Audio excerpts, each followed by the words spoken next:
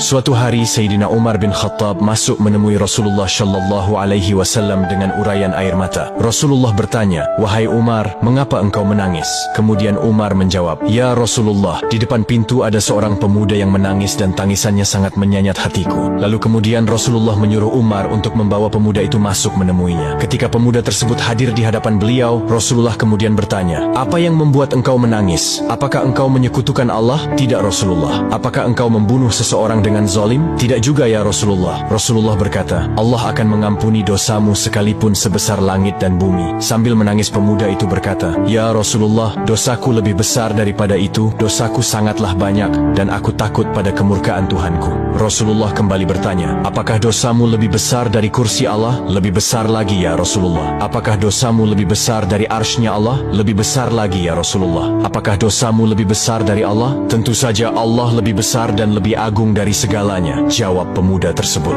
"Ya Rasulullah, aku adalah orang yang suka membongkar kuburan, dan sudah 7 tahun lamanya aku melakukan ini. Suatu ketika ada anak perempuan, Ansyar, yang meninggal dunia. Usai ia dimakamkan, aku membongkar kuburannya dan melucuti kain kafannya. Setan telah berhasil menggodaku sampai aku menyetubuhinya. Setelah itu aku meninggalkannya begitu saja. Namun mayat itu seolah-olah hidup kembali dan berkata, 'Tidakkah engkau takut kepada hukumannya kelak di akhirat? Engkau telah meninggalkanku dalam kondisi telanjang dan junub.'" Mendengar cerita tersebut, Rasulullah berdiri dan berkata, "Wahai fasik, enyahlah dari hadapanku. Tidak ada balasan yang pantas bagimu selain neraka." Pemuda itu keluar dari hadapan Nabi sambil menangis penuh penyesalan dan kecewa luar biasa. Ia berjalan menuju padang pasir tanpa makan dan minum bahkan tidur. Selama 7 hari, hari-harinya hanya diliputi dengan tangisan penyesalan. Hingga pemuda itu jatuh tersungkur tanpa tenaga. Ia berdoa, "Ya Tuhanku, aku adalah hamba-Mu yang berdosa. Aku datang kepada utusan-Mu agar bisa menolongku. Akan tetapi aku diusir dari hadapannya. Hari ini, aku datang kepadamu agar engkau mengampuniku dengan kasih-Mu. Namun jika engkau tidak mengampuniku, kirimkanlah api dan bakarlah diriku selagi aku masih hidup di dunia ini sebelum engkau membakarku di akhirat kelak."